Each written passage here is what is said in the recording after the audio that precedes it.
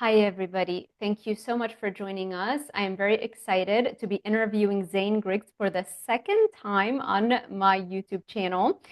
Hi, Zane. Thank you so much for accepting my invite. Can Oh, you? Sarah, thank you for inviting me. I appreciate it. Yeah. We had a fantastic interview last time, so I'm super excited to dive a little bit deeper into newer topics. But before that, can you share a little bit with everybody a brief intro with regards to your health, your fitness, and what brought you to this world and of Okay. fitness? Sure, sure. No, I mean, a little of my history. I've been a fitness trainer since 98, really. And before that, I was just kind of a curious. I mean, this was, you're talking about the 90s. So I'm 54 years old. So if we go back far enough, when I, in my early 20s, early mid 20s, I was just experimenting. I was reading and we didn't have the internet. So I was reading and experiment. I actually was a vegetarian for a few years until that really ran my health down to the point I couldn't ignore it anymore. And reintroduced animal foods, and it was like, oh my gosh, yes, I've been missing this. This is I realized after not having it that animal foods were what I'd been were impacting my health, my ability to my immune system. I'd gotten pretty sick, losing weight, not feeling good, hungry all the time. And then in 2002, I mean, well, 98, I began training. In 2002, realized, hey, low carbs is a great way to help people lose weight. And I take a lot of criticism for that from my colleagues, from my other trainers. But it worked for my wife after, being pregnant with her third child. The weight wasn't coming off as quickly as it had before. And so she wanted to try Atkins and very low carb. And that was the thing back then, like 2002. So it was like, and it worked. And so people could argue with me about, oh, you need to eat these foods. You have to, it's like, but it works. And so that's when I began looking deeper into more alternative methods that like less mainstream recommendations. 2009, 10, started playing with intermittent fasting, did a lot of fasted workouts. So I've had my own journey with that where like maybe doing a little too hard or a little too much, but understanding that all these are tools that, we can utilize when we need to address something in our health, because the mainstream recommendations are not they're not adequate, and they're really taking us in the wrong direction. And really, it seems like they're just created to promote processed food. Basically, how can you better eat processed food into a way that and that seems like what all the guidelines seem to be wrapped around is basically um, a way to package up these foods in a way that people can make people feel like they're okay eating them. And I think that's what we've all seen. That anyone in this space is saying is just rejecting that. And if we have anything in common, it's that we're rejecting the mainstream narrative that we need to be eating all these man-made foods that didn't exist 120 years ago. And it's okay. We can still be healthy if we do that. And I think we all see evidence that that's not the case. And so that's what led me to help people with their metabolic health, and trying digging into like, well, what will really help people stay healthy, prevent disease, and if you need to, if they're already sick, reverse metabolic syndrome. And it comes down to, I mean, some basics with sleep and exercise for sure. But if you don't get these processed foods out of your diet, you're not going to get healthy, because the new poison that has created these new diseases has came in at the same time. It's in the processed food. That's the only new food in our diet, in our system. And so that's kind of the big picture for me, is helping people realize that you, you it's these man-made foods that are driving disease, and that's your choice. It comes down to your choice. Do you want to choose these foods, or do you want to choose your health? Yep, yep, fantastic. Very well put. And I want to dive deeper into what exactly do you think in the processed foods? We were talking about seed oils a little bit before, Yep. but before we dive into that, can we Okay. talk a little bit about the period where you said you got sick for a period of time? Well, so when I was vegetarian, I was vegetarian for about 3.5 years, and I was doing everything I could to get protein. I knew I needed protein. This was like an experiment. Okay. And I had some friends that were vegetarian, and there was a time when I mean, like, there's no dairy coming in, no eggs, no milk, no cheese. Occasionally I would kind of have breaks where I would have some milk or cheese in there, but for the most part, no animal foods coming in except for maybe some honey. You know what I mean? And so, um, So So I was blending up vegan, all, basically, not it was vegetarian. pretty close Wow. to vegan, which back then there wasn't a whole lot of distinction between vegan, vegetarian. I mean, vegetarians, I don't know. See, now it seems like vegetarians, they typically all eat eggs and milk and stuff. But even then, my buddies were like, why are you drinking milk? Why are you having, I'm like, I crave it. I was craving it. But so I had been kind of a beefy college kid and was eating everything. And then I started getting my health and I talked to people about vegetarianism. So I experimented with it, but I was eating black beans and rice almost daily, blending up almonds because there's no almond milk in the stores in. So I was blending up dry almonds, adding water and honey and maybe a banana to make my own almond milk. I was trying everything I could to get these plant protein sources, but I was hungry all the time. I lost a lot of my muscle. I got very thin, probably lost 20 pounds of Mm. lean muscle at 23 years old, 24 years old. There's no reason for it. Um, Overtrained. And then at one point I got this virus that created these ulcers in my mouth and my throat to the point I didn't want to swallow. Like I didn't eat for 4 days. I barely drank water for like a day and a half. I almost didn't have any water until I got some painkillers and some antibiotics going. And my doctor said, this is a virus you should have been able to shake. Your immune system should have been able to overcome this. But I think your immune system's weak because of your vegetarian diet. And I was like, oh, okay. Hmm. And I couldn't really argue with him. I couldn't argue with him. And that's when I added back in some eggs, some salmon, and whey protein. And it was like my brain woke up. Like Wow. like suddenly I remember at one point, shortly after I'd added those foods back in, I realized I'd gone 3 days without drinking a cup of coffee. And coffee was like, kind of a habit of wake up and have. And after like 3 days went by before I realized I hadn't had any coffee. I'd forgotten to drink it because I just didn't need it. And so, and at that point, it was probably in my late 20s. And I mean, it was like, okay, there's obviously huge thing hitting me over the head saying, wake up, you've been missing this. And then from there, it was like I got my strength back, my muscles started coming back. I wasn't as overtrained. I wasn't hungry all the time. I've been missing not just the protein, but the fats, right? The necessary fats and all the other micronutrients that are present in animal foods that I was just starving my body for. And so, I mean, it was a big, I mean, it was a costly experiment, I think, for the time, but it nailed it home for me on a personal level. It wasn't just something I read; it was something I experienced, and you can't take that experience away from anyone when they have that kind of that aha moment, that experience with their health. And so that's, I mean,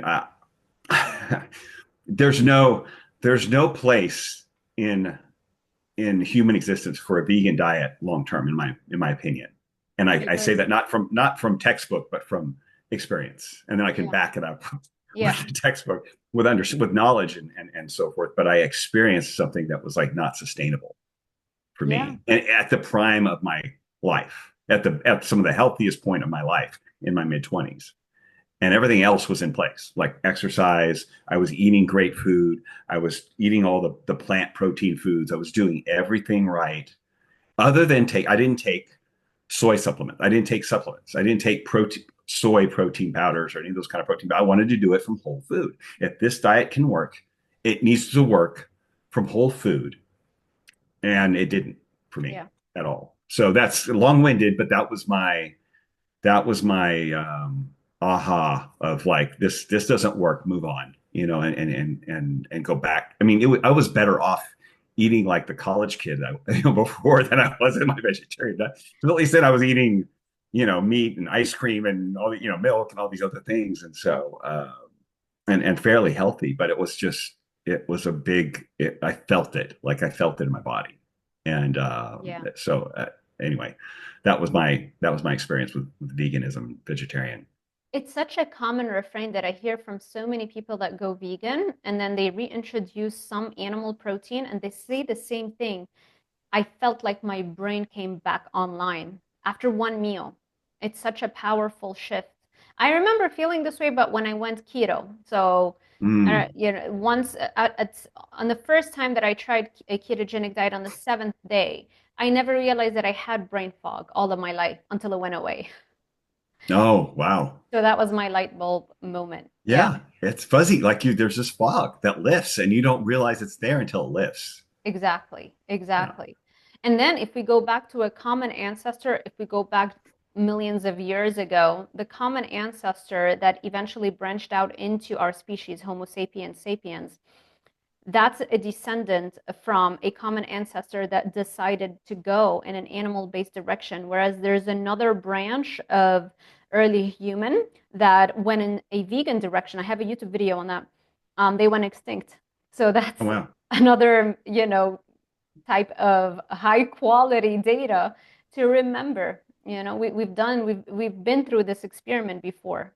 Yeah, how odd that a human species that would go Extinct, yeah. vegan to the point of extinction at that point when they were like, basically denying kind of some ins instinctive response to survive is what it Yeah. feels like, you know. Exactly. It's like the earliest primates, they just kept going in the vegan direction. And then at some point, a branch of that primate decided to hunt, I guess, and and eat meat.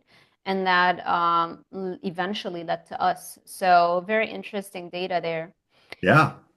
So let's talk a little bit. I want to dive into the seed oils, but first, Okay. how is your current fitness regimen, your meal plan? I know you're not strict carnivore, you're more animal based, and you have to Yeah. include carbs, and then we're gonna tie into the seed oil thing because I think that explains a lot, and Mm. your fitness regimen, and how you can maintain abs at 54.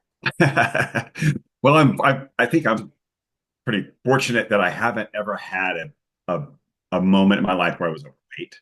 So, I mean, I've always paid attention to being lean. I don't know why. I was just aware of it. I think that's what motivated me to start lifting more consistently and with a real lifting regimen in college.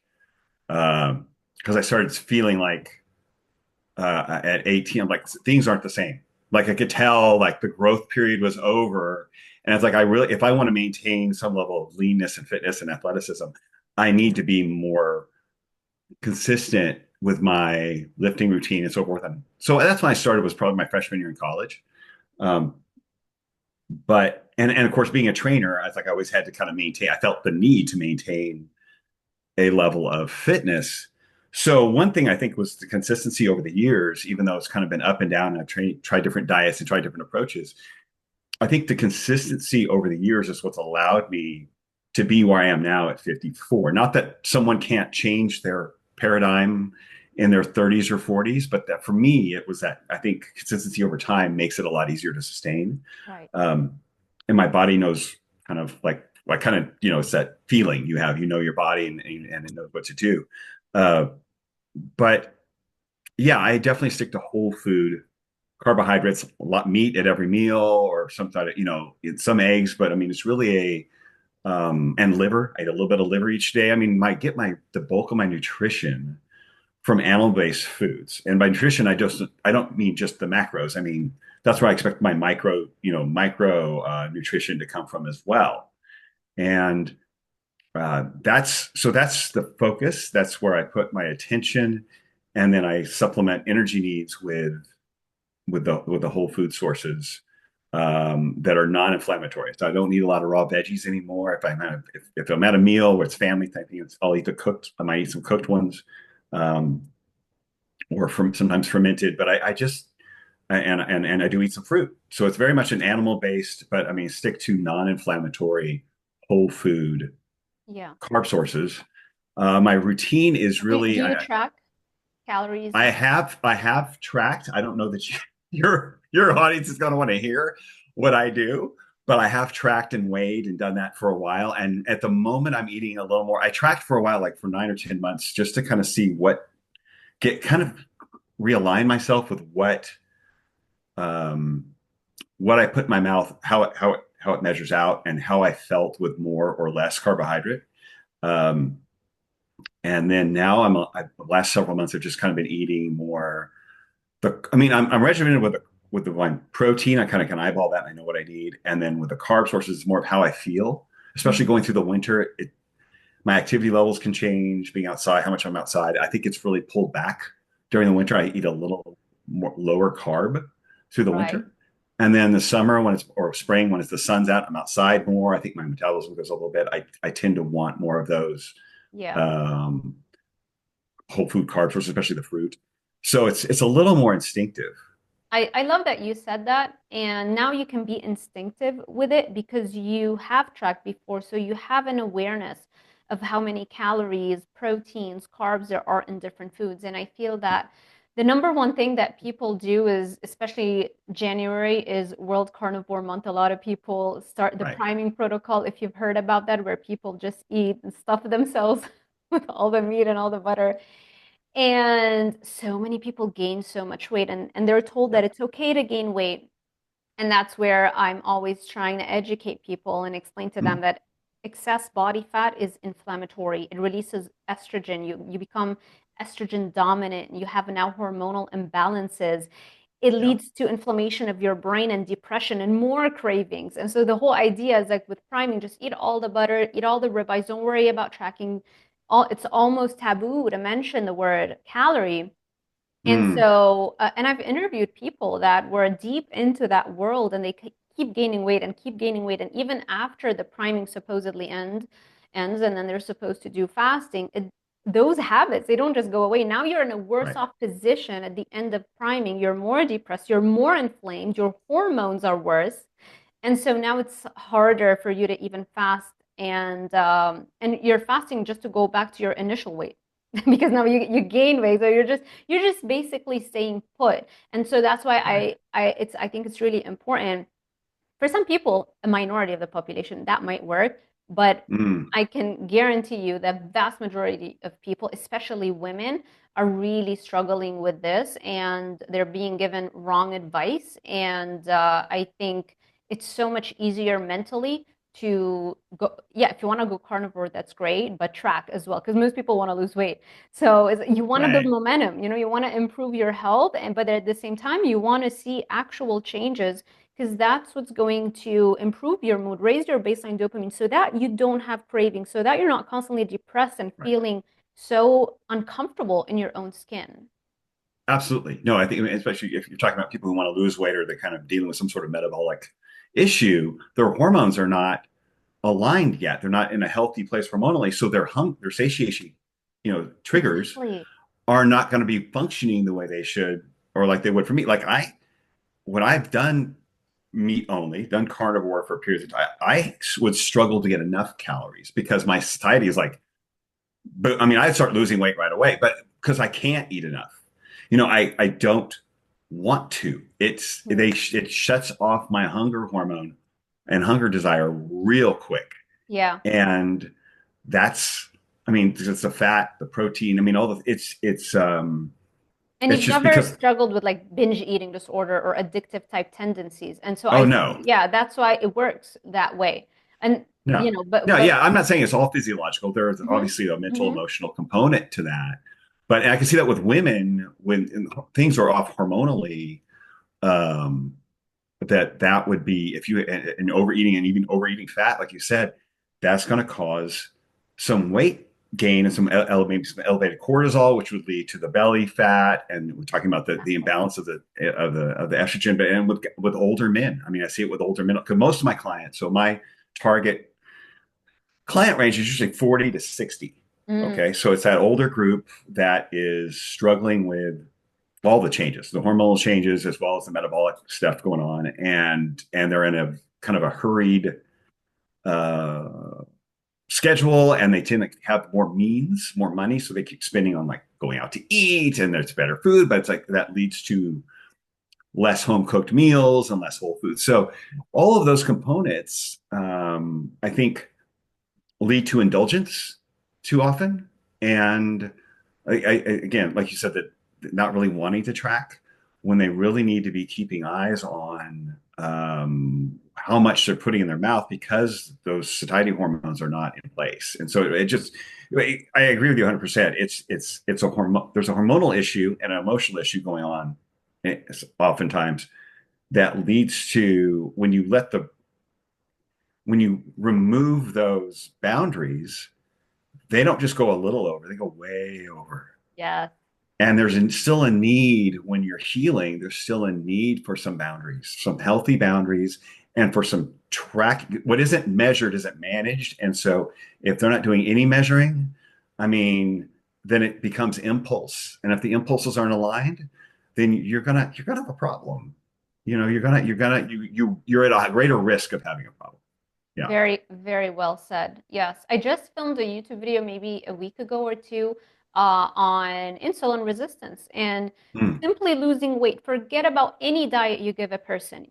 Just having them lose weight. Even people who only did a bariatric surgery, they mm, reversed insulin resistance just by losing body fat. And so if you're putting on body fat by eating all of the meats and sure. all of the butters, you're only worsening your starting position. And so, yeah, thank you for saying that. Okay, now that we cleared that up, let's go over your fitness regimen. So lately, I'll say this. I say this really more for older people. Recovery starts to slow down, obviously, as we get older. Mhm. And so when I was younger, I could kill it. Like I'd beat myself up, right? I mean, just go, hard workouts, maybe overtraining a lot of times, different splits.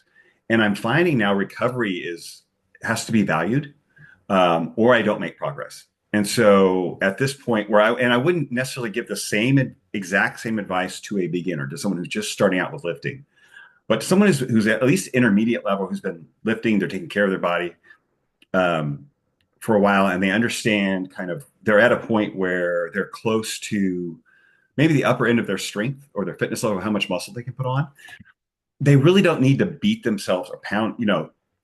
There's only the amount of muscle you're going to put on in a certain period of time is very small. It's an incremental increase, and beating yourself up isn't going to make that speed up. It might actually create more inflammation, some risk of overtraining, especially as we get older. And so I've gone back to like a with my with my weightlifting, more of like an old school bodybuilder routine, like 1930s, 1940s, before steroids entered the scene in the 1950s. All these guys were doing full body workouts 3 days a week. And they might do one or two sets on an exercise. Like they do warm up sets, and then they do one or two working sets, and then they move on to another movement. They might do two or three movements per, like two or three push movements, two or three pulling, three or four leg exercises. I mean, they might do 9 to 12, maybe 13 exercises or even sets per workout. They work out for an hour, hour and a half, and then they would do that 3 times a week, resting in between, but full body workouts to get that frequency. So a little bit of stimulation, which stimulates just enough to stimulate the growth of muscle, but not so much that you're having to take a long time to recover from. Whereas if you're doing a big split, like a 5 day split where you're pounding chest and triceps today and you're doing multiple sets, but that's a lot of inflammation to recover from. Yeah. And that muscle, if it's not being touched for 5, 6 days, 7 days, it begins to atrophy after about 3 days of not being used.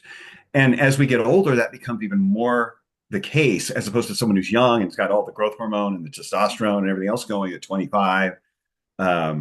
You're 40, 45, 50, 60. I mean, your atrophy begins to a little sooner.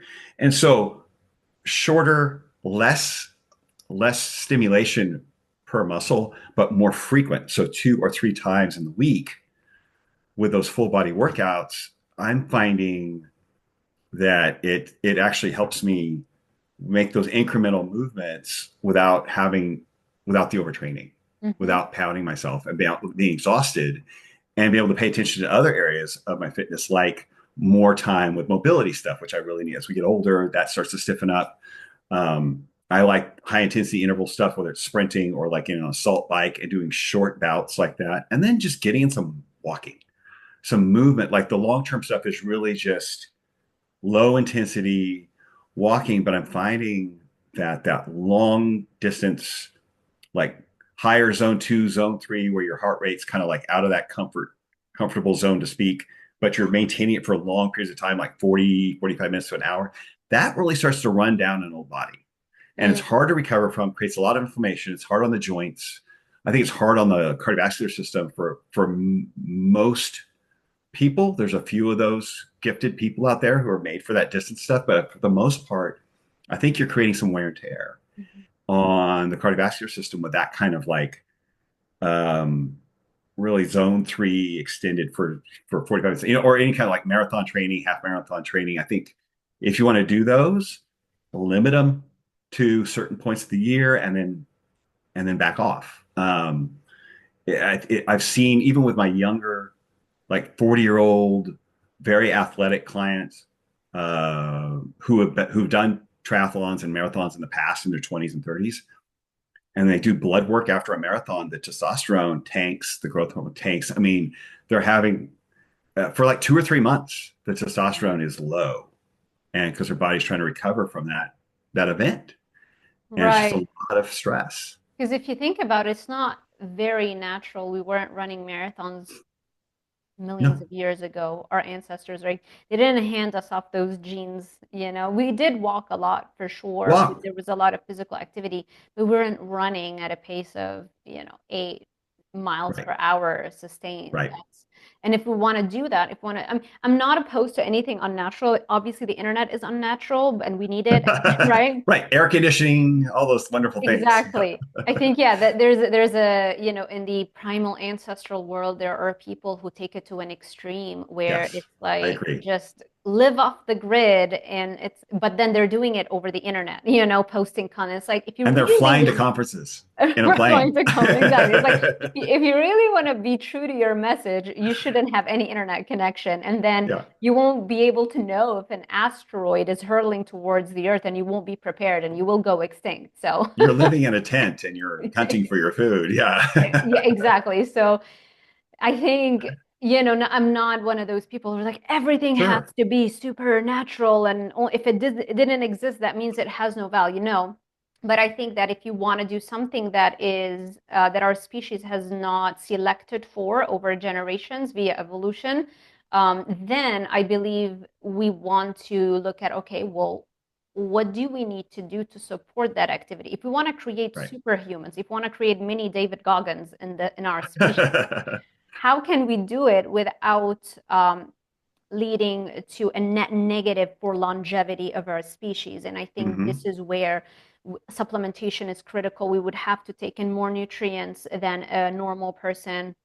Recovery is going to have to take up a bigger chunk of our priorities, things like that. Absolutely. Yeah. Absolutely. Okay. So it's basically answer your question 2 or 3 times a week of full body workouts right now with a couple high intensity sessions, whether it's a short sprint session or an assault bike kind of thing with Mm, a few rounds on assault bike.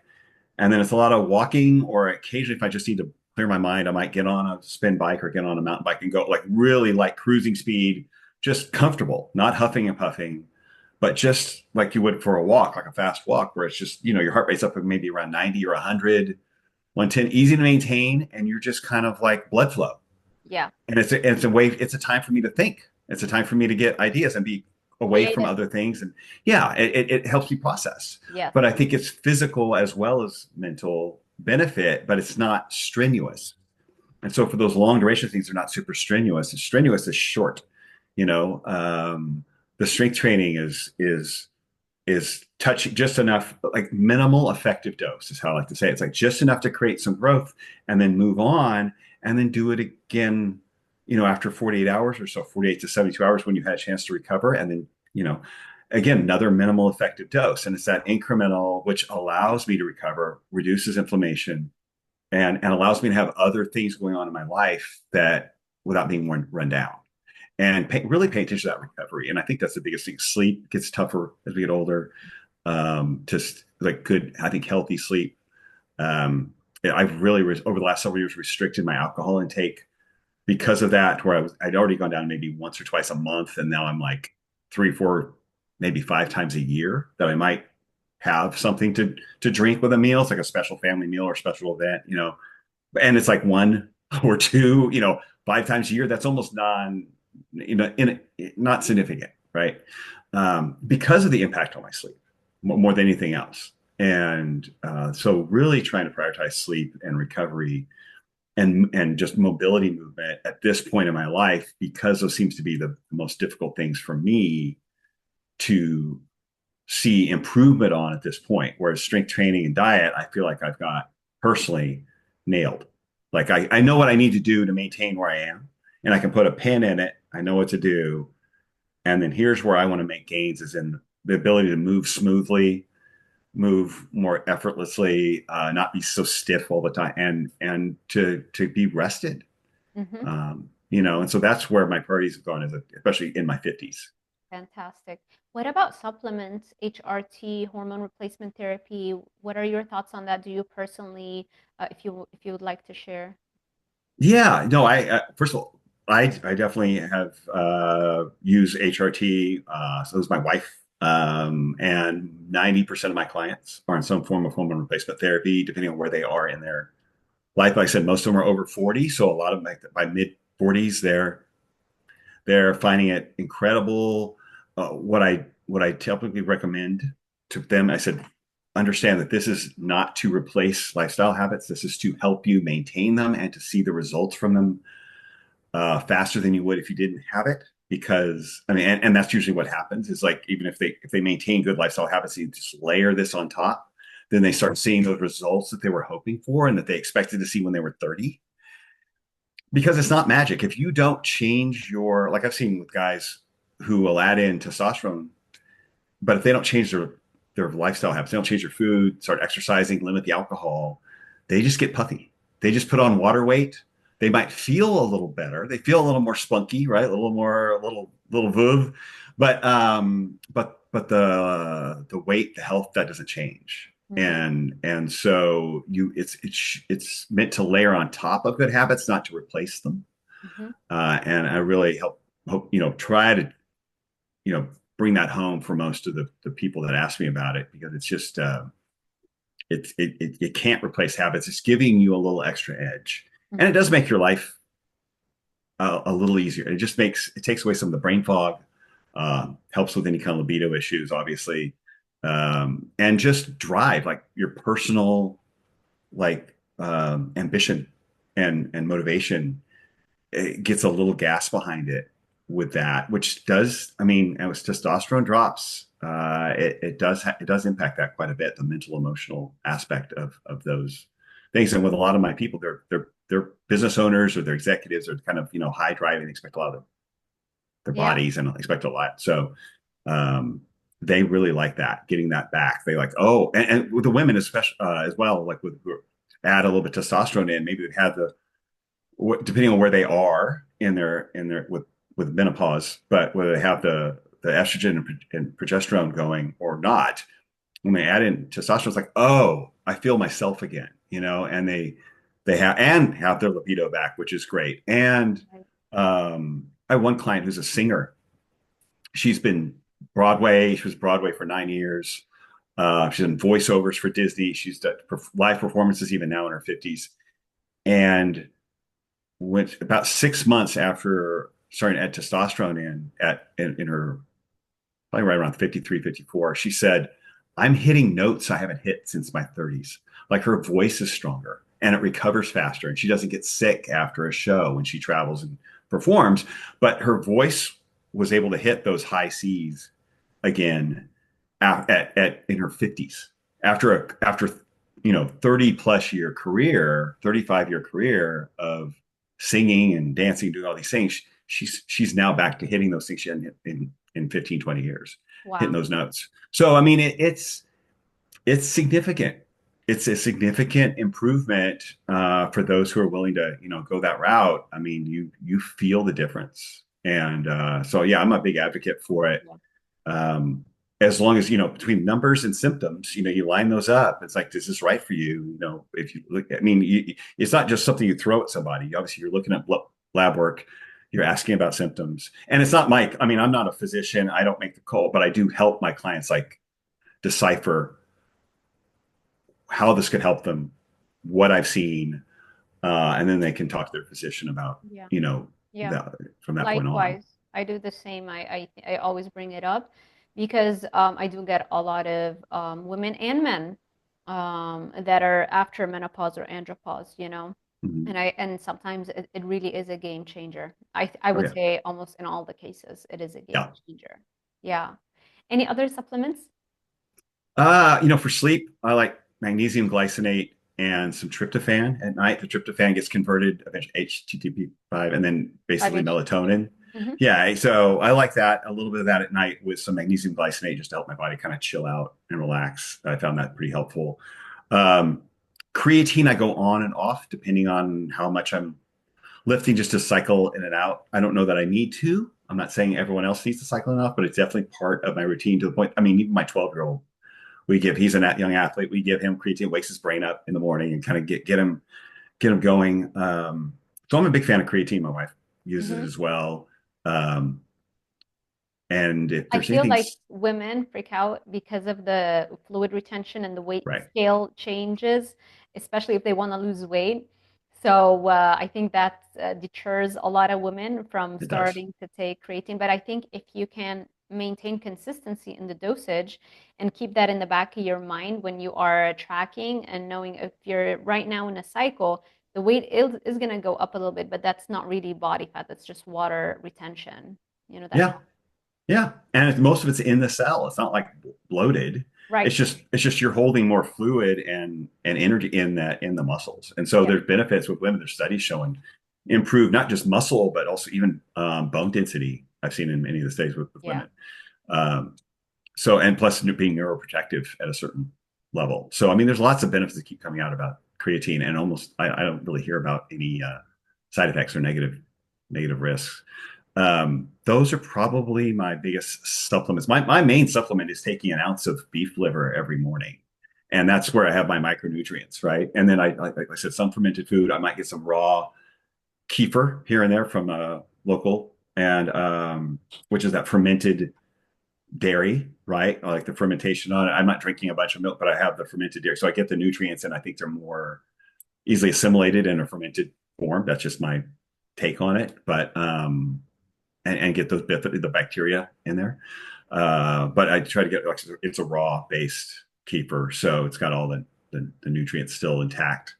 Um, so I try to supplement, do that. My supplements many times are ideally food based. Like I think the liver and the kefir are probably my two best food Right. based that I take specifically for the micronutrients and the other things benefits I'm getting from them, more so than the macros from those. Um, but that's really on a regular basis. I might do a little calcium citrate when I'm eating foods that tend to more higher in oxalate. Like if I have potato or if I'm having something like that where it's more of an oxalate food, I know I'll take a little calcium supplement after that meal or with that meal just to help bind it, maybe pull some of that out. Um, I don't. I do that respecting the theory. I don't know. You know what I'm saying? That's not something I would say, you should really do this, but I would refer them to people who do that. But I have begun doing that just because I don't want to be wrong on Right. it. You know what I mean? More of like, hey, Right. there's something to this. And if I can mitigate some of the issue with oxalate with a calcium supplement at the time that I eat it, then that seems like an easy parachute, so to speak, or kind of like leverage Yeah. against some Yeah. risk. But other than that, I don't do a lot of supplementation. I don't really do protein powders at all, especially not on a regular basis. I tend to get my protein from whole food. Um, and that's really it. Is that just the sleep stack with the glycinate and the magnesium glycinate and the tryptophan? Okay. And what does your schedule look like? Do you have a set wake up time? How does your schedule go for the most part? Oh, well, I still see so I have some clients online, and I still see some of my favorite clients in person. So I'm up early, meeting several of them before they go to work. And What is your so, wake up time? well, like usually, depending on when I have to meet them, it's going to be somewhere between 5 and 5:45. Somewhere in there is when I get up. Do you And have so, a bedtime, because I know like a lot of times when we tell people how important it is to wake up early, start the Yeah. day really early, I think it's that's what I do with my clients. I remind them what's more important is that you set an early bedtime, because if you don't focus on that, then you're going to find it really difficult to wake up early. And then after a few Right. days of missed sleep, you're going to not be consistent. And then you're going to blame yourself for that, and you will lose motivation to maintain that habit. Right. Yeah, I try to be solid with the bedtime. That's one of those areas where I need to probably improve my habit. Ideally for me would be right around 10. And I'm not one who's going to go to bed and sleep for 9 hours. That just doesn't happen. I just don't. I'm not wired like that. I don't think I've ever slept that much. Maybe when I was 12 and I was growing, but um, yeah. So like 10 to 5 is pretty typical. 5:30. My wife tends to like to stay up for a little later, so it's like for us, it's a little tug of war there right in that time. And she can sleep a little bit later because she just, she doesn't have the same work schedule I do. But I have a pretty solid wake up time because I got to meet. Many times I'm meeting people at 6:15, 6:30 at their house to go to start training them, and so that keeps me on a like that wake up time is my wake up time, and You're in Tennessee, right? yeah, right outside Nashville. So that's Yeah. super cold right now, waking up and Oh, it's really cold right now. There's still snow on the ground. It was 20 something when I left this morning. wow. Yeah, yeah, we've been in the 30s for about a week now as a high. And so and that will back up, but it's January. I mean, that's just kind of how it can be here. And we don't always have snow. It's like when it falls though, it sticks for a bit and then it goes away in about 4 or 5 days. We don't live with snow in the Nashville area. There's other parts of Tennessee that have it, but it definitely gets cold. And so, yeah, that's not fun. That's when I really like my coffee because it's just hot and strong, and I know I'm drinking something. It's like it just feels good to have the warmth inside and that little boost. But yeah, but it's been my life. Like that's what I've been doing for 27 years. Has been working with people like that one on one, from gyms to training studios to now in homes. Right. And then during the day, I started moving to more like the online, coaching and stuff like that. But that's where I think some of the struggle is with sleep. But a lot of it's just getting that deep sleep. So if I measure my sleep with like an Oura ring, and I'm waking up, I'm looking at my score, right? We tend to be like that kind of Right. like, how did I sleep? What's my score? Did I enough REM? Did I enough deep? And that's why I cut to my stack with, and then eating. I think what we do during the day really impacts our sleep quality. So not eating late, not eating a heavy meal late in the evening is like give yourself enough hours to digest that really impacts your body temp, your ability to get in deep sleep because you're not digesting heavy meal. Um, and then, if I'm overtraining, if I'm doing too much exercise, that can impact how um, that shift from the sympathetic to the parasympathetic. And so I could tell when I'm like pushing a little too much, I'm a little more restless. And when I back off, it's like, okay, I'm getting more deep sleep. I can get in that sympathetic state. And so doing things like getting in my little sauna blanket in the evening, especially in the winter when there's not as much sun and kind of warming, just relaxing my body, like a little bit of the heat, the infrared heat to help my body calm down and relax around 6, 7 o'clock, 8 o'clock at night, um, to really kind of help my body land the plane, my brain land the plane and kind of come down so that when I get time to go to sleep, I'm going to sleep. I'm not laying there staring at the ceiling thinking about all the things I didn't do that day, that didn't get Yeah. done. And so there's some methodology, I think, to that, especially as we get older, but I think we can do during the day to really impact our sleep at night. It's not just the bedtime, but it's like all those things you do when you're awake that really can Yeah. impact the quality of your sleep. Very well said. I also talk a lot about raising baseline dopamine, and Mm, that means just basically being in a good mood and all the things we can do to be in a good mood. Because when you're raising baseline dopamine, you're actually raising a lot of other neurotransmitters as well. All roads lead to dopamine. At the Mm, end of the day, when you release any of the other good feel good chemicals, they will kickstart a cascade of events that will lead to the eventual release of dopamine. But it's just easier to talk about dopamine. And one of the things that when you do all the things to improve your mood is you also raise serotonin. When you raise serotonin, that converts to melatonin. So if you're depressed and you're not really releasing a lot of serotonin and good feel good chemicals, you don't have mm, enough raw material to create melatonin. And so this is why one of the main symptoms of living in a depressed state is that you have disturbances in your sleep. mm, So, I feel that that is also, for me, I know before versus after I fixed the brain chemistry, I used to struggle a lot with insomnia. And now, literally within 5 minutes, I'm out. I no longer have to deal mm. with that, which is huge because it affects everything. It affects the ability to wake up early, to be Right. productive, achieve your goals. Yeah. So, yeah. Okay, so that's your schedule. You're training people in person, you're training people online. So you're doing that all day, every day, Monday through Friday. Yeah. And it varies. I mean, I do podcasts. I have my own podcast. I mean, there's, when you know this because you run a business, but your business isn't just the time you spend servicing the people. It's like all the things you do to make sure people know you exist, Right. and Lead to get out there, generation.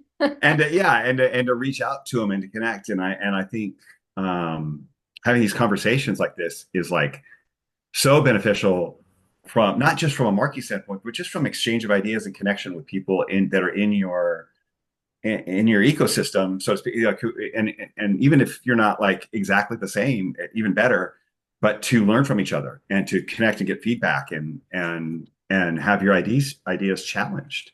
That's the thing that Um, I want to do more of. Try to, because I feel like we keep interviewing the same people, and it's not, no offense. I'm very excited for our talk today, but I feel well, like it's been a year and a half, so it has, right? Yes. There are a lot of new things that we want to talk about. And sometimes it's because we enjoy it. We tend to yes, gravitate to people that share more of our way of of course, thinking. But yeah, it's something now that you mentioned, it's like, yes, that's something that I keep remembering. I have to reach outside of this ecosystem yeah, because that's where the new people are, you right, know?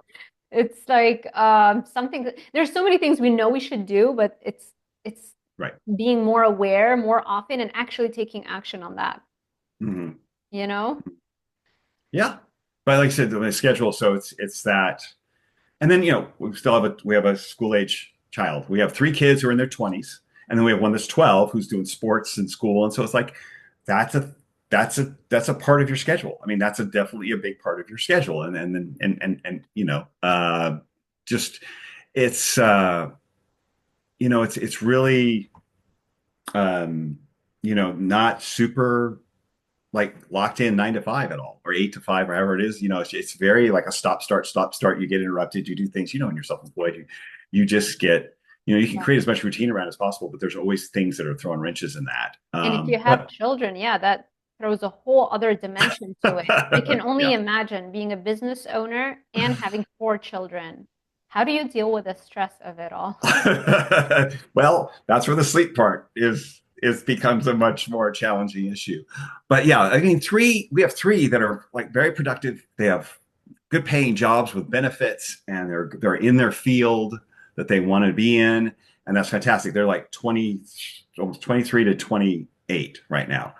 And then we have a 12-year-old who's a little latecomer who just keeps us on the sidelines with, basketball, and with making sure he's doing his homework and keeping regular meals and things like that. So I mean, it's kind of keeping us, engaged in that way, and at a time when we didn't think we would be. But it's interesting. It keeps a home life. You got to keeping that home life. But it is. I mean, it's a factor, and it's something that's valuable. But you have to make time for it. There's a sacrifice for that, and that you need to make, because that's what you owe to them. And so that's part of it. Is part of managing. The trick of managing like a business, and not forgetting who you're doing it for is Right. is is them, and setting the example for them. Like, that I'm an example of them, whether I like it or not. What I do has an influence on how they see the world. And so keeping that in mind, is really important. Um, I had a different thing this year that took me way out of my normal routine, which is I did and we were going to bring it up, but I participated in a documentary and that we filmed from like June until through October, and we're about to do some final voiceovers. We're in the final production, post-production part of it now. I'm going to go do some voiceovers in the next couple of weeks to kind of finish it out. But it was a documentary about, it's called Animal. And so it's really about meat as food. And so I went from talking to many of the carnivore influencers and health influencers you're familiar with, that your listeners would be familiar with, as well as some ranchers, people in the ranching industry, to understand the difference between industrial raised beef versus ranch raised beef, pasture beef, and the not nutritional benefit, but also the environmental impact of that and the economic benefit of that, or the economic impact of that. Whereas 80% of the meat that people find in the grocery store came from other countries that's in our grocery stores. If you go to a butcher, you might be able to find something that's American raised, or you go right to a rancher, or you go to a farmer's market that was ideally raised in the United States. Most of what we consume here came from places like Venezuela, Argentina, New Zealand. And a lot of our meat raised in the United States gets exported to Asia because it's a higher quality meat, it's raised better, and they're willing to pay more. And so what we have is an industrial complex here with like four companies, four large multinational corporations that control the majority of the meat industry. And they are treating it like an open commodity market where they're giving our best beef to the highest bidder, and then giving us the lower quality meat, where that package of ground beef at the grocery store might have meat in it from 80, 90 different cows in a 3-pound package of beef. And it could be from 3 different countries. So you've got quite a mix. Whereas you go to a rancher or a farmer's market that's coming from a ranch or or one processor, and you've got in that package of meat, you'll have 1 cow, or 2, but you know where it came from. And that rancher can tell you everything that cow ate. They have records, they have medical records on that cow. If it needed medication, they tell you why. But they aren't spending the last 3 months of their life on, antibiotics and just eating grain. Even if it's not fully grass-fed all the way, like 100% grass-fed all the way to the end, those ranchers it'll eat on grass all day, and they'll give it a little bit of like a grain in the winter, like some barley in the winter, or some like what they call hot feed, like a grain at the end, just to give it some fat at the end. But it's not just eating grain like you would see in a feedlot, where they're just on grain and they're packed in side by side, exchanging diseases, getting antibiotics. There's a huge difference. And that's what I might be going off on a tangent on this, but it's like it really opened my eyes to the difference between going to your local rancher, shaking your rancher's hand, right? And or at least even if they're in a different state, know where your beef came from. That rancher is selling you the same meat he gives to his family. And so he's put care into it, and that supports our economy here. That supports a local economy that these multinational industrial meat producers are controlling, and many times put out of business, where we've lose 20,000 farmers a year because the price is being controlled by these multinational corporations. They're saying, no, we don't want to use you anymore. We're going to go with this guy and we can get a better price. We're not going to give you the price you need. And so these ranchers are getting smarter, and they're connecting with each other, but they're also creating websites where they can go direct to consumer. Wow. And creating events. Like in Wyoming, we went to a roundup. It's called the River City Roundup in the middle of Wyoming, and they have ranchers who are bringing their meat for like a tasting contest from all over the country. And while we were there, Dr. Chafee was there. Sean Baker there. Rob Kiltz was there. Not Sean Baker. Rob Kiltz, Chafee, and a number of other like carnivore docs. Wiedemann. She's a carnivore doctor. Lisa Wiedemann. That's right. She was a carnivore doctor. She was there. I mean, it was like it became a little carnivore festival. It was funny. All these carnivores showed up to this River City Roundup to taste the meat and just take part in the event. to celebrate ranch meat, like American raised meat.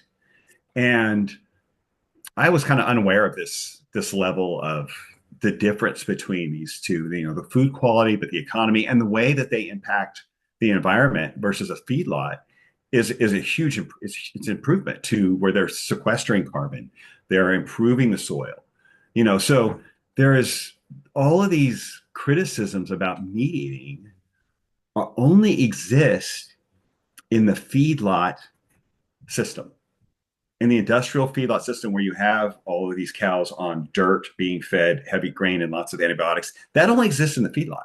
That doesn't exist with your local rancher. Mm-hmm.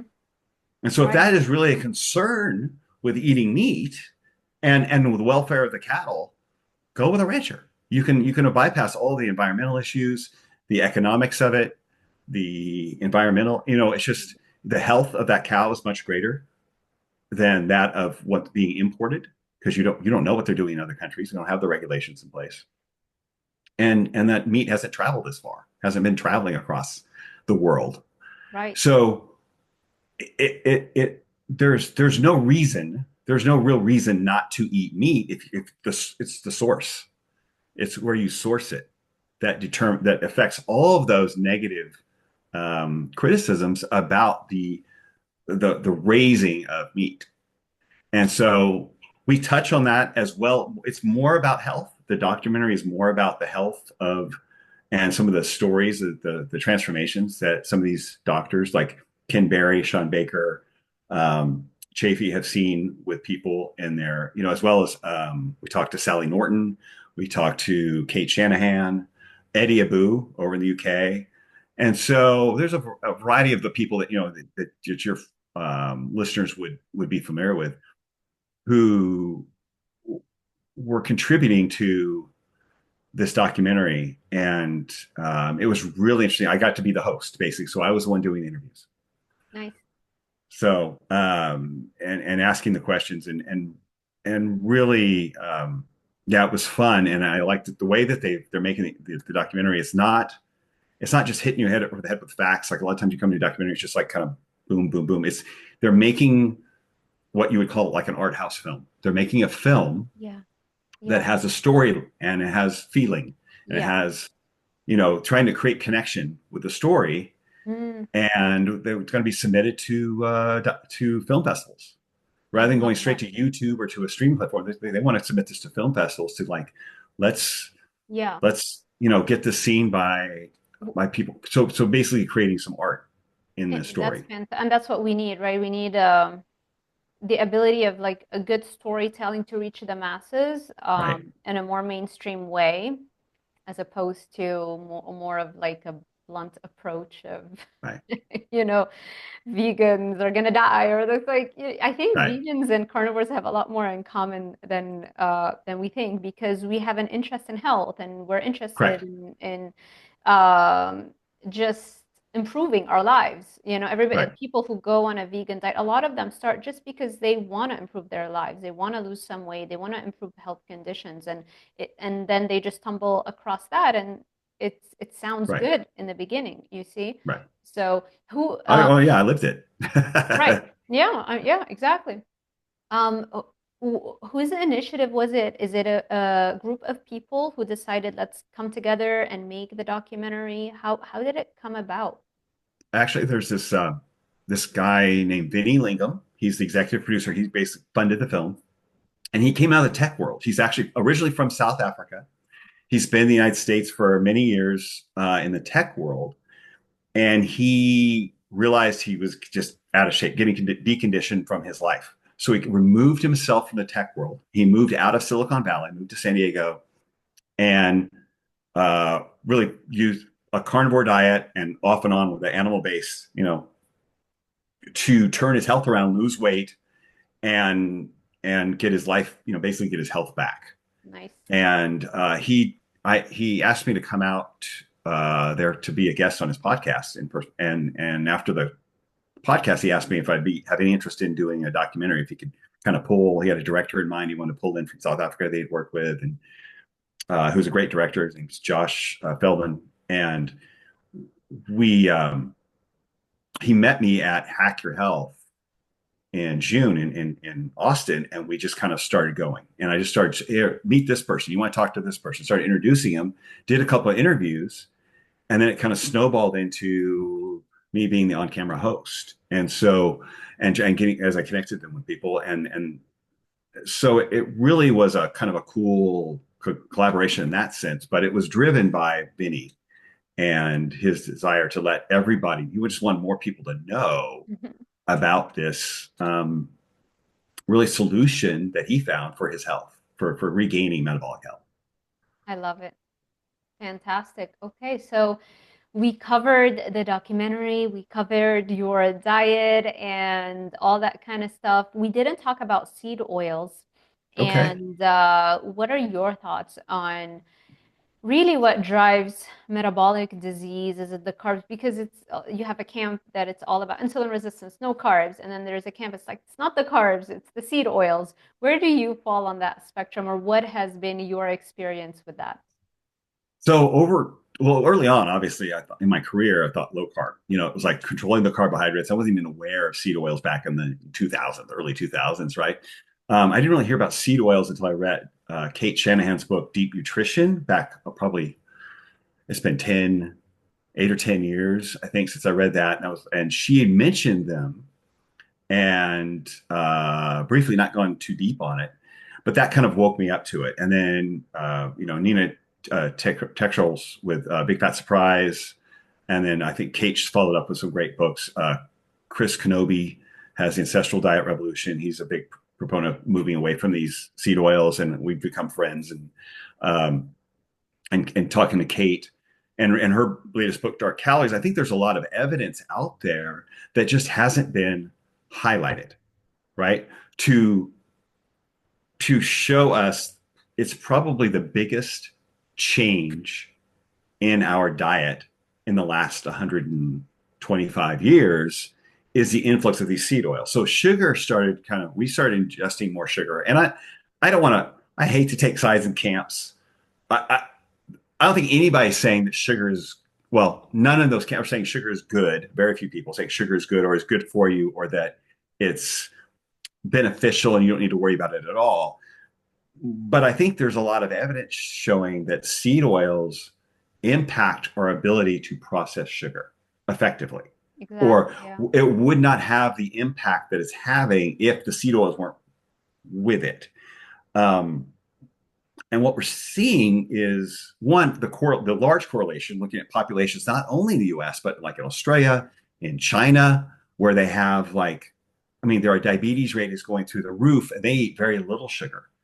So, in fact, they're the eighth lowest sugar consumers in the world, but their diabetes rates are going straight up and cancer rates are going straight up, but their consumption of seed oils has gone up as well. But in the US, we see it tracking parallel. If you track the introduction of seed oils in our food system or the consumption of them with diabetes, with obesity, heart disease, you see a strong parallel there with the increase. And then there's studies. I just saw one a couple of weeks ago that was done at UC Riverside by a PhD at Yale in biochemistry. She had rats or mice that were consuming soybean oil versus coconut oil. Okay. And she introduced fructose. And then she had two more diets. So those were the first two diets. She had two more diets with that. They had the same soybean oil and coconut oil, but she added fructose. The mice that had the greatest amount of insulin resistance and obesity and the beginning of fatty liver, where you see the ballooning of the liver cells, was the one on the soybean only diet. Wow. Closely followed by the ones with the fructose and soybean oil, whereas coconut oil and coconut and fructose didn't have insulin resistance. They gained a little weight, but they weren't insulin resistant. So they gained some weight, and they had no ballooning of the liver cells. There's a biochemist out there, a food chemist. His last name's Grooteveld, Marvin Grooteveld, something like Grooteveld. But anyway, he's done studies showing he measures the aldehyde content of these frying oils, right? And he basically found that the equivalent of 25 French fries that had been cooked in the frying oil had the same amount of aldehyde as a pack of cigarettes. And so, which is a carcinogenic component in cigarettes. And so he showed how these basically is through oxidation. So the oxidation of these fats, which happens very easily because they're not saturated, right? Mhm. They're polyunsaturated fats, um, become oxidized very quickly, not only in the frying oils, but in the bottles in our bodies, which create free radical, right?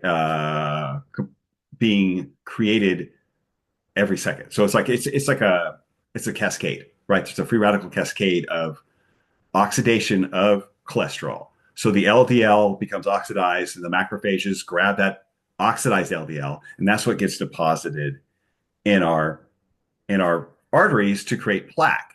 Healthy LDL, macrophages leave it alone. They have no reason to because it's going where it's supposed to go. It's delivering the nutrients it's supposed to deliver, the cholesterol, the the fat soluble nutrients, the vitamins, and so forth.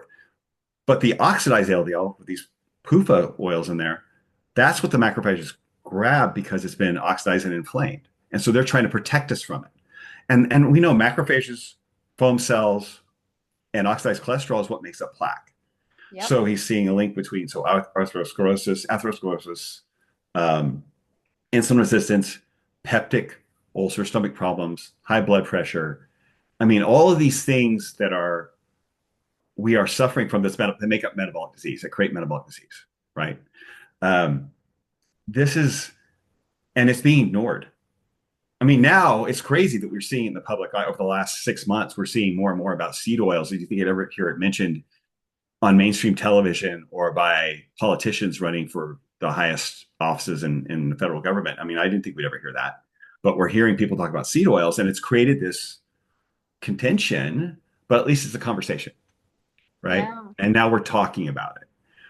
Where we can look closer, but I still have hardcore nutrition people pushing back on me saying there's nothing wrong with seed oils.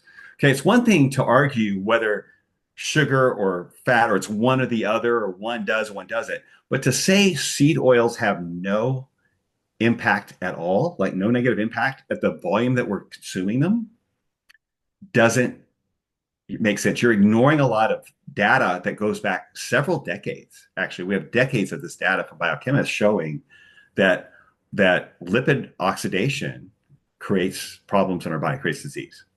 And so I get long-winded on this. You kind of uncorked me on the seed oils, but it's no, I think there's plenty of evidence to say that they do cause metabolic disease. And you can, I think it's safe to acknowledge that without saying you're not saying that sugar doesn't or that sugar's okay, but we have to consider what our food is cooked in that doesn't have sugar in it. That what the veggies and the meat that you're ordering at the restaurant or that what you're making at your home, does that cooked with seed oils? Because you could be eliminating the sugar or eliminating the starch, but you still have a component in your food that's creating oxidation and inflammation in your body that's leading to disease. And you're wondering, why isn't this working? Yeah. Why isn't my low carb diet working? Well, if your food's fried in these seed oils, and they don't want to leave your body. They have a half life in our body if they're looking at what 680 days, so 2 years to get right. So it used to be part of our diet when we ate seeds or we ate nuts, or it was like these PUFAs make up 3% of the fat in a cow, or maybe 10% of the fat in a chicken or a pastured pork. They were a small percentage of our diet. And so our body fat maybe had or our diet maybe had 3%, 1 to 3% of our diet came from these PUFAs. Well, that's escalated now with these oils where it's now 80% of the fat the average American consume is these oils and 30% of our calories. So that's a huge increase. I mean, we're talking about a thousand-fold increase in a matter of a century Yeah. to a fat that we didn't used to eat on this level at all. And we can't ignore that change. Yeah. Or the additives, the hexane that they use, the solvents, the bleaching Right. and deodorizing. We don't even, Oh yeah, even, no. Yeah, yeah. go ahead. No, I was just saying, like, even the omega-6 that we used to consume, it came from a natural source. It wasn't processed in this way. Right. And so we're not even taking into consideration all of the processing, all the toxins we Right. infuse that oil. I used to make my students every single semester at the University of Miami and Miami, they call it, everywhere I taught, really. I would show them this 3-minute video on YouTube that shows you how seed oils are made. Hmm. It's a snippet from a Discovery Channel show, how it's Huh. made. I used to love those shows, right? And it is so disgusting that those 3 minutes, Yeah. you just see the sludge coming out of the machine, and then they show you the solvents and the bleaching and all the steps that that oil has to go through. And to remove the rancid, off-putting Hmm. taste, all the stuff they add to it so that it's palatable. So it always Yeah. made an impression on my students, which was the point. Exactly. Yeah. The crude oil. So if you take crude oil, like you squeeze olive and you take that olive oil, you can consume it right then. Right. You crush some olives, get the oil out of it, you can Mhm. consume it. First of all, to get corn oil, you need like, I don't know, what, 40, 60 kernels or ears of corn to make one little teaspoon of oil. It's not meant to be oil extracted from it. But when it's in the seed that we were talking about when we eat those PUFAs, it also had antioxidants with it. It also had vitamin E in there, Mm. right? That was part of it that protected it, that kept that oil from oxidizing, Yeah, right? It kept the fat from oxidizing within the seed. right. It had the vitamin E. When they And it was extract it, insulated from oxygen. So the vitamin E wasn't oxidized, it wasn't damaged. But the moment you crush the cell yes, wall, now it's exposed and it gets damaged. yeah, and so we have a certain amount of oxidation takes place in our bodies every time we metabolize something. But we also have antioxidants to handle it. The amount that we're consuming overwhelms the capacity for our bodies to create enough antioxidants to offset that oxidation. So basically, it happens over time where, and it may vary from person to person, but we will reach a point where our ability to create endogenous antioxidants no longer can handle the amount of oxidation it takes to handle these oils.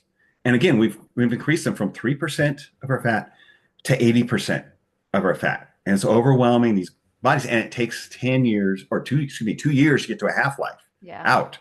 And so I wonder if that might be because our bodies don't want to burn it. It's stuffing it away. It's putting it in a place where it doesn't want to touch these because they're oxidative. We don't get as much energy from them as we should. Hmm. Um, and but we don't have the oxidative capacity, the antioxidant capacity to handle the oxidation. The crude, so back to my point, the crude from an olive oil you could drink right away, you could eat it right away. The crude oil from these seeds would burn your throat and burn your nose. It would burn your eye. I mean, the smell of it burn your eyes. They have to do all those things for them to even be consumable. They'd Wow. probably make you throw up if you ate the crude oil if they weren't processed. So that should tell you right now they're toxic. Yeah.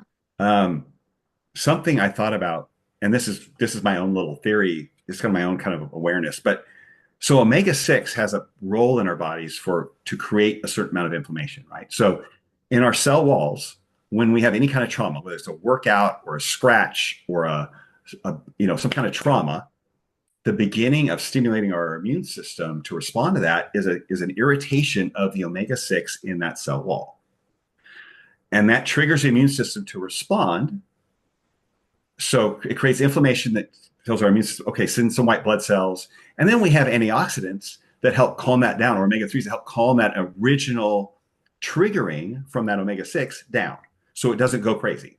But it's been enough, it's just enough to trigger our immune system to respond to the trauma. And that's part of the process of how our immune system is stimulated. Hmm. So it creates inflammation to create trauma, a response from our immune system. So in a small amount, in a large amount, you're going to have a bigger response, right? So my thought is these are also not fatty acids that we make, right? Our bodies store fat as saturated and monounsaturated, right? Right. Right. And those are ideal forms of energy. But essential fatty acids, these omega-6s and omega-3s, they can only come from our diet. In our natural diet, they're in a very small percentage. They're in that 3 to 5%. These fats are not meant to be burned for energy by our bodies. Hmm. In the design, however you want to look at why our bodies work the way they do, the fats that we are meant to burn for energy are the very fats that our body makes when we want to store energy. They're monounsaturated and saturated. The essential ones that we use for these inflammatory processes in the cell to stimulate our immune system, again, they have to be eaten, and they're in our natural diet, they're in small amounts. They're not meant to be a main source of fuel. they have a function that is not meant for fuel. It's for managing that part of our immune system, our immune response to Mm-hmm. trauma. In my opinion, they are not meant to be burned for a regular source of fuel. That's where the saturated and monosaturated come from. And that's why the most of animal fat is monounsaturated, saturated. That's why our body fat is monounsaturated, saturated originally. And why our body, when it stores energy, it's in monounsaturated and saturated. The design is there. It's telling us these fats are for energy. Mm-hmm. These other fats have a specific function that is not meant to be your fuel source, Mm-hmm. or you're going to have a problem. Mm-hmm. So that was kind of like, it's one of those times when I woke up at 3 a.m. and I couldn't sleep and I was thinking about fatty acids and I love it. kind Nerding of out at geeky. 3 a.m. Yeah, kind of geeky. You're waking up thinking about biochemistry. Like, why is this not, what's going on here? There's something here. And so, but that's my theory on it is that these are not meant to be burned for fuel. Yeah. These have a specific process or function or body, but Mm-hmm. it's in no way meant to replace monounsaturated saturated fat Yeah. for fuel. I love, you know how that ties in also with the fact that ketones preferentially utilize omega-6. So maybe part of the reason why being in ketosis helps people reverse insulin resistance is that your body likes to get rid of all of the omega-6s, and it actually preferentially utilizes omega-6s as the raw material to make those ketone bodies. So it drastically lowers the amount of omega-6, kind of similar to if you eat carbs and fats, the body wants to clear that sugar as quickly as possible because it can be so damaging to your blood vessels and tissues. So it Right. clears your carbs, and nutritionists have, I believe, wrongfully assumed that that's our major fuel source. I think no, it's more that our body does not like high blood glucose levels because it's so damaging, so it tries to get rid of it. And I think maybe with the omega-6 turning into ketones a lot sooner, a lot faster as compared to the mono and the saturated fats, it's Yeah. probably maybe a body's attempt to try and clear the omega-6, especially excess omega-6, as quickly as possible from the body. Yeah. Well, alcohol will also increase ketone, and our body wants to clear that toxin, right? Yeah. But you drink alcohol, your ketones will go up. You You will, just yeah. won't lose weight. Yeah, I mean, it's not, and I don't know that that's a weight loss thing, but it's more of a detox. It's a way to like, what do we do with this this item that we want to get rid of? And it's like alcohol will increase ketone production as Yeah. well. That doesn't make the ketones bad. That just means it's your body ways of handling this fuel source that wants to find something to do with it. Doesn't want to hang it out. It doesn't want to Yeah. keep storing. So interesting. That's interesting. I hadn't thought of that. I love that. Fantastic. Is there anything that you wish we would have talked about, or or do you have any last minute message to our audience? Well, I appreciate the time to talk and you let me go on and on about these my favorite subjects. But yeah, the seed oil thing I think is a big thing that I think I wish people would pay more attention to from and dig into the science and not just the arguments, not just hear who your favorite influencer is, what they're backing, what they're saying, but actually look, there is some science that you can understand and you can dig into that's available out there. Uh, but no, I appreciate the time and I tell people watch for the animal doc film. It'll hit the film festivals this spring and summer, and may not hit a streaming service until the fall.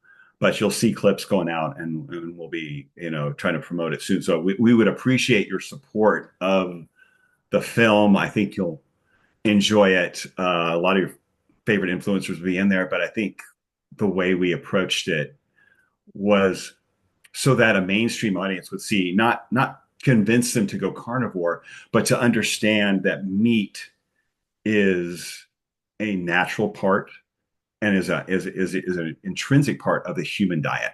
And you can't have a healthy human diet without it. And that's really the message that we were trying to convey. And so I think it's something that's quite shareable for your audience who wants to, maybe share it with someone who's not sure about the impact of meat in their diet on not only their health but on the environment and the economic system. So Fantastic. Thank you so much, Zane. Where can people find you and connect with you and work with you? Oh, thank you. Well, my website is zanegriggs.com, so that's the easiest place to find all my socials. But I'm Zane Griggs Fitness on Instagram is where I'm probably most active. But zanegriggs.com is that you'll find whatever you need about me. So Have you started a YouTube channel? Have you thought about doing that? no, I've got a YouTube channel. It's just got I for some reason I think I made a few document or videos and stuff during the COVID time that I wonder if it got me flagged a little bit, so it inhibited some growth. But because I would say the C word, Yeah, me um, too. I had to yeah. unlist them. I still have a warning every time I log into my YouTube studios. I have to, they want me to take this course, educational course, Oh to no. remove, just to remove the warning. It's not a strike, it's just a warning. But I mean, if I get more on the bad side of YouTube, then I'll get strike one, strike two, strike three. They take down your YouTube channel. Wow. Yeah. You're such a So troublemaker. I just, I was just sharing the updates, like what's going on with this, Right. let's not Right. repeat You it. couldn't even say the words. You You couldn't say couldn't. the words. Yeah. No, And so I have a YouTube channel. I would love some love on it. If anybody wants to come check out my YouTubes, there. It's Zane Griggs on YouTube. It's real easy to find. So if you want to give some love on me on YouTube, I would greatly appreciate it because I had the YouTube master, so I think suppressing my reach for a while. But no, I'm definitely on there and adding videos. So I appreciate you mentioning that. Yeah. Oh, fantastic. Yes. So go follow Zane Griggs and follow his YouTube channel, follow his Instagram, and stay tuned for the Animal podcast documentary. Sorry, it's not a Documentary. podcast, it's a documentary. I'm super excited to watch it once it goes live. And I hope you guys enjoyed this kind of content. If you did, make sure you share it with friends and family who you think might benefit from this type of information. And also make sure you give this video a thumbs up, subscribe, and hit that little notification bell icon so YouTube alerts you every time I post a new video. Thank you so much for watching, and we will see you in the next one. Appreciate it. And if you are looking for more individualized support and coaching, you can check out my coaching packages at drsarahzaldivar.com/coaching, especially the premium and the bundle packages. They both come with unlimited email support. And so the more complex a case is, the more helpful it is to have that unlimited email support. So just keep that in mind. And also for my guides, you can check out my website, drsarahzaldivar.com/shop. This is where you will find guides such as Dopamine Brain, which will show you how you can increase your baseline dopamine levels using a specific brain rehab protocol that relies heavily on a specific exercise protocol. Also, another guide, Monster Mindset, shows you how you can raise baseline dopamine levels by 65% in a single session using visualization techniques that I have introduced called energy versus training visualizations. This is for the people who truly cannot move their bodies just yet. If you are going through extreme pain and you don't have enough healing done yet, I believe Monster Mindset might be the best way to raise that baseline dopamine and allow the healing using the power of the brain. And then from there, hopefully, we can graduate and utilize the full body. And I will send you also a free copy of my 30-day carnivore diet challenge guide if you sign up to my newsletter within 24 hours of this YouTube video going live. The link to sign up is in the description box below. Thank you for watching, and I will see you in the next one.